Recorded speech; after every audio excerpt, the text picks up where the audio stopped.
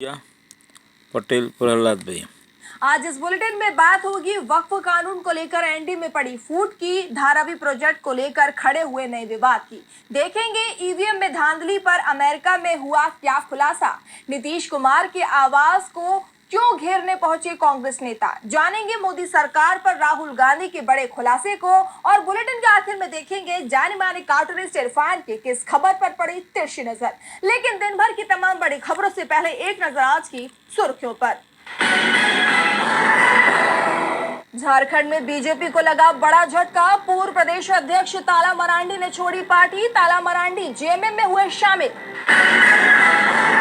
सपा प्रमुख अखिलेश यादव का बीजेपी पर हमला, कहा बीजेपी का रास्ता नफरत भरा है, बीजेपी की राजनीति नकारात्मक है, सरकार लगातार विपक्ष को कमजोर करके दबाने की कोशिश कर रही है। राहुल गांधी ने रणथंभौर में की टाइगर सफारी, एरोहेड और शावकों की अटखेलियां देखी, कांग्रेस कार्यकर्ताओं के साथ खिंचाई photo. Ever wondered what your home looks like? और शेयर बाजार में तेजी, 1310 की तेजी के साथ 75,157 पर बंद हुआ सेंसेक्स, तो 229 अंकों की तेजी के साथ 22,828 पर बंद हुआ निफ्टी। ये तो थी सुर्खियां। अब बात आज की सबसे बड़ी खबर की। वक्फ कानून को लेकर सड़क से संसद तक माहौल बेहद ही गरमाया हुआ है। अब तक तो विपक्षी दल और मुस्लिम संगठन मोदी सरकार के इस कानून का विरोध कर रहे थे, लेकिन अब बीजेपी के सहयोगी भी इस कानून के विरोध में आ गए हैं। एनडीए के सहयोगी दल के नेता कानून के खिलाफ सुप्रीम कोर्ट पहुंच गए हैं, जिससे एनडीए में दरार बढ़ती दिखाई दे रही है। तो क्या बिखर जाएगा एनडीए, जानने के लिए देखिए ये रिपोर्ट। वक्फ संशोधन कानून को लेकर देश की राजनीति में गर्माहट है। जहां एक तरफ पूरे देश में प्रदर्शन हो रहे हैं, तो वहीं एनडीए में दरार बढ़ती जा रही है, क्योंकि अब एनडीए के सहयोगियों ने इस कानून के खिलाफ सुप्रीम कोर्ट का दरवाजा खटखटा दिया है। जेडीयू के कई नेता अभी तक सुप्रीम कोर्ट में याचिका दाखिल कर चुके हैं, और अब किशनगंज के जेडीयू नेता और जिलाध्यक्ष मुजाहिद आलम ने भी वक्फ बिल का विरोध किया है। उन्होंने सुप्रीम कोर्ट में बिल के खिलाफ याचिका दायर की है। मुजाहिद आलम 2023 में किशनगंज से जेडीयू के लोकसभा प्रत्याशी थे। सिर्फ यही नहीं, मणिपुर में बीजेपी की सहयोगी पार्टी नेशनल पीपल्स पार्टी के विधायक शेख नरुल हसन ने भी सुप्रीम कोर्ट में याचिका दाखिल की है। इसके अलावा all India Muslim personal law board ने नए वक्फ कानून के विरोध में 11 अप्रैल से देशव्यापी वक्फ बचाओ अभियान की शुरुआत कर दी है। बोर्ड का दावा है कि ये अभियान पूरी तरह शांतिपूर्ण और लोकतांत्रिक होगा। All India Muslim personal law board ने इसे वक्फ बचाओ संविधान बचाओ अभियान का नाम दिया है, क्योंकि उनका मानना है कि ये विधेयक वक्फ संपत्तियों की स्वायत्तता को नुकसान पहुंचाएगा और ये इस्लामी मूल्यों, शरीयत, धार्मिक स्वतंत्रता और भारतीय संविधान के खिलाफ है।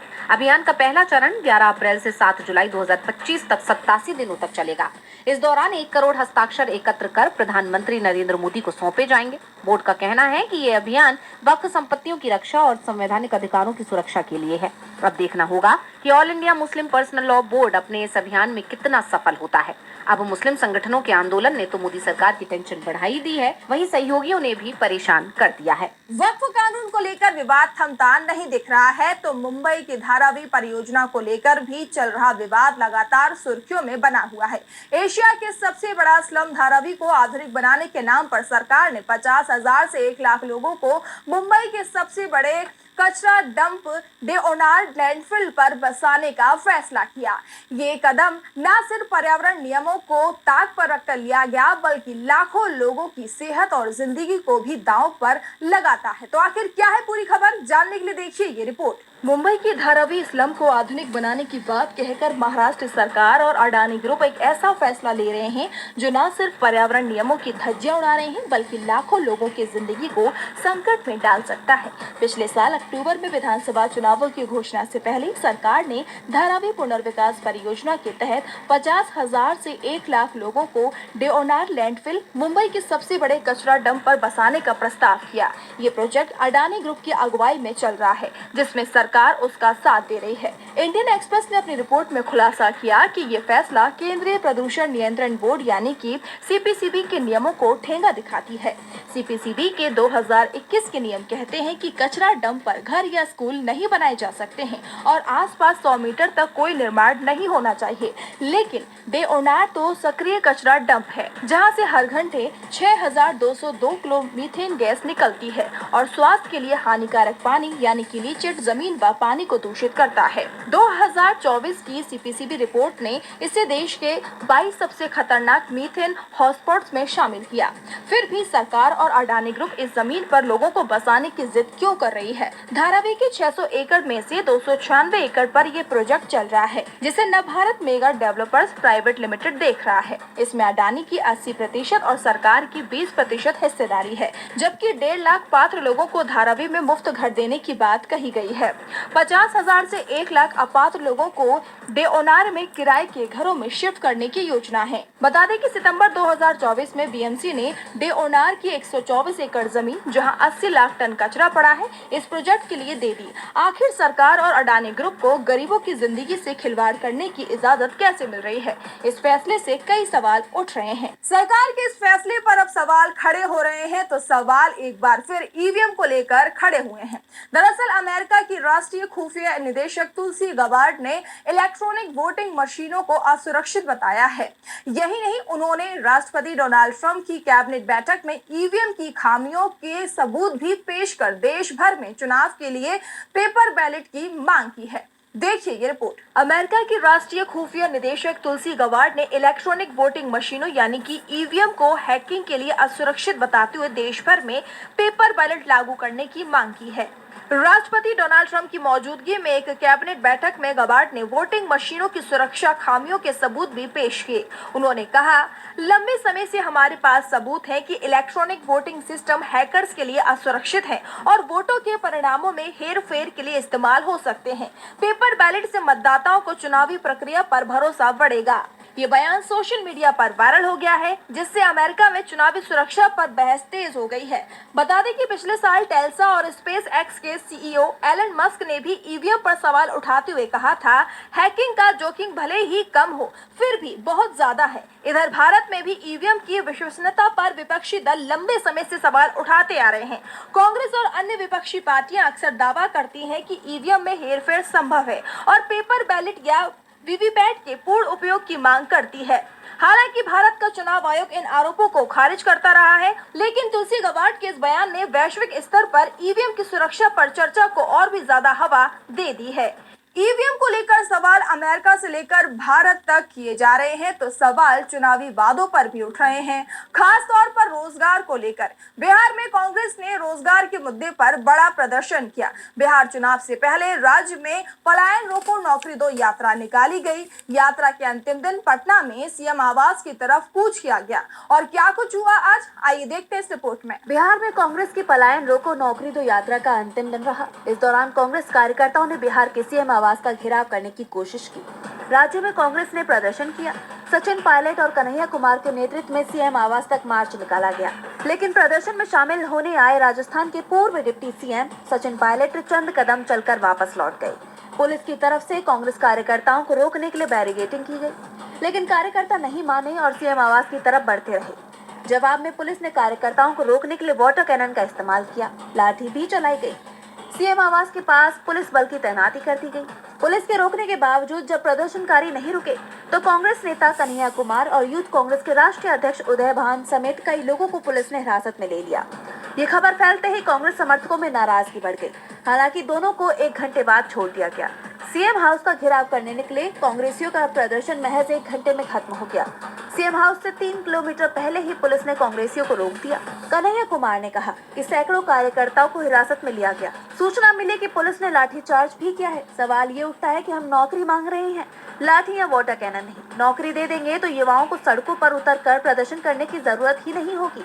आपको बता दें कि कांग्रेस की तरफ से बिहार में बेरोजगारी, पलायन, पेपर लीक, परीक्षा में धांधली जैसे मुद्दों को लेकर पटना में पलायन रोको नौकरी दो यात्रा निकाली गई।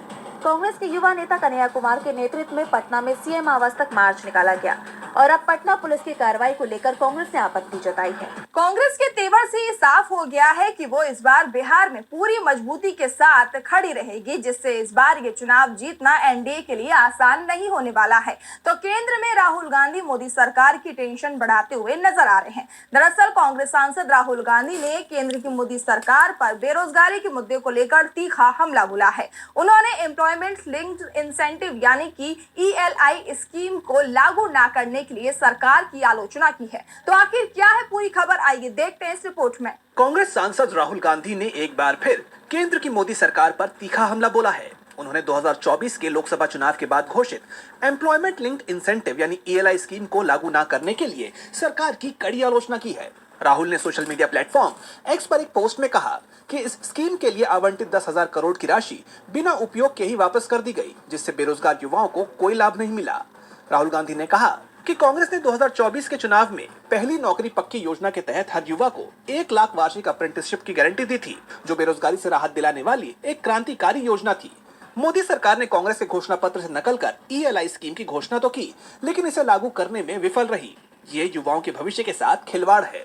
राहुल ने आगे कहा कि जब देश में बेरोजगारी चरम पर है और युवा हताशा का शिकार हैं, तब सरकार की यह नाकामी न केवल चौंकाने वाली है बल्कि शर्मनाक भी है। कांग्रेस की ओर से बिहार में चल रही पलायन रोको नौकरी दो यात्रा को लेकर भी राहुल ने सरकार को घेरा। राहुल की ये टिप्पणी ऐसे वक्त में आई है जब विपक्ष लगातार बेरोजगारी और आर्थिक नीतियों को लेकर सरकार पर लगातार हमलावर है। अब राहुल के इन आरोपों पर केंद्र की ओर से कोई सफाई सामने आती है या नहीं, ये देखना होगा। राहुल गांधी ने आरोप लगाया कि मोदी सरकार युवाओं को ठग रही है, उनकी उपेक्षा कर रही है, तो आरोप केंद्र सरकार पर भी लग रहे हैं। दरअसल कोलकाता हाईकोर्ट ने पश्चिम बंगाल में मनरेगा फंड रोकने पर केंद्र से सख्त सवाल किए हैं। कोर्ट ने पूछा कि 4 जिलों में फंड दुरुपयोग हुआ, लेकिन बाकी जिलों में काम क्यों बंद है। कोर्ट ने केंद्र और राज्य से जवाब मांगा है कि 3 साल से बेरोजगार लोगों को भत्ता क्यों नहीं दिया गया। तो आखिर क्या है पूरा मामला, जानने के लिए देखिए ये रिपोर्ट। पश्चिम बंगाल में मनरेगा के फंड रोकने के मामले में कोलकाता हाईकोर्ट ने केंद्र सरकार के खिलाफ कड़ा रुख अपनाया है। चीफ जस्टिस TS शिवागनानम और जस्टिस चैताली चटर्जी की खंडपीठ ने केंद्र से सवाल किया कि जिन 4 जिलों में फंड के दुरुपयोग का मामला सामने आया, उनको छोड़कर बाकी जिलों में मनरेगा का फंड क्यों रोका गया। कोर्ट ने साफ किया कि धारा 27(2) के तहत जांच के दौरान फंड रोका जा सकता है, लेकिन स्थायी रोक लगाना उचित नहीं है। केंद्र और राज्य सरकार की जिम्मेदारी है कि समस्या का समाधान कर फंड बहाल किया जाए। कोर्ट ने यह भी पूछा कि जिन लोगों को 3 साल से रोजगार नहीं मिला, उन्हें बेरोजगारी भत्ता क्यों नहीं दिया गया। इस मामले में केंद्र और राज्य सरकार को 15 मई तक जवाब दाखिल करने का निर्देश दिया गया है। बता दें कि 9 मार्च 2022 से पश्चिम बंगाल को मनरेगा का फंड नहीं मिला है। चीफ जस्टिस ने बताया कि हुगली, पूर्वी बर्दवान, मालदा और दार्जिलिंग में फंड दुरुपयोग के मामले सामने आए थे। इन जिलों में 5.37 करोड़ रुपए के दुरुपयोग में से 2.37 करोड़ की वसूली हो चुकी है। केंद्र की ओर से ASG अशोक कुमार चक्रवर्ती ने कहा कि 15 जिलों में खातों की जांच की गई, लेकिन कोर्ट ने नाराजगी जताते हुए कहा कि उसे केवल 4 जिलों की जानकारी दी गई। कोर्ट ने सवाल उठाया कि बाकी जिलों में स्कीम को क्यों नहीं बहाल किया गया। ये मामला पश्चिम बंगाल में मनरेगा के तहत ग्रामीण रोजगार और विकास पर गहरा असर डाल रहा है।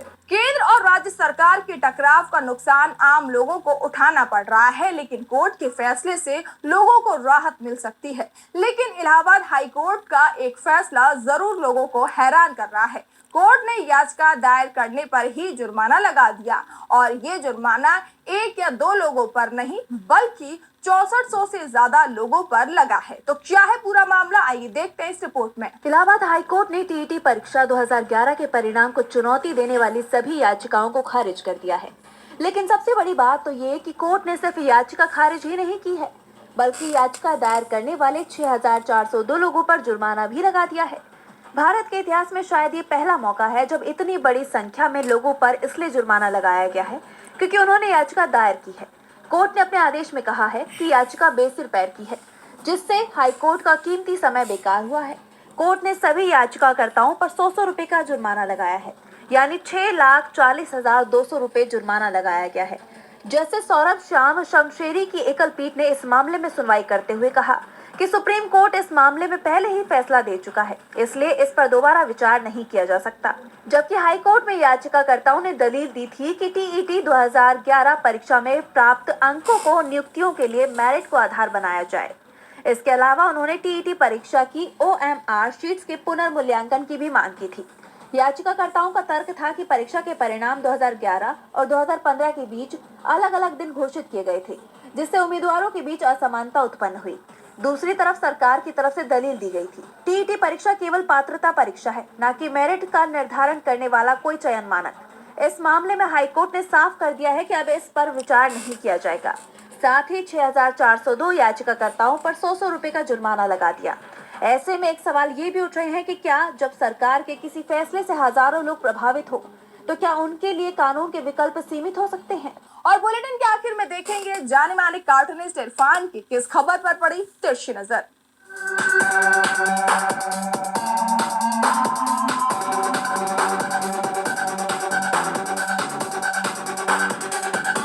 जिन्होंने कभी भगवान को उनका घर दिलाया था, आज वो ही अपने घर की तलाश में घूम रहे हैं। इस पे मैं तो कुछ ज्यादा टिप्पणी नहीं करूंगा, लेकिन सिर्फ यही कहा जा सकता है कि वक्त वक्त की बात है और पद की बात भी है।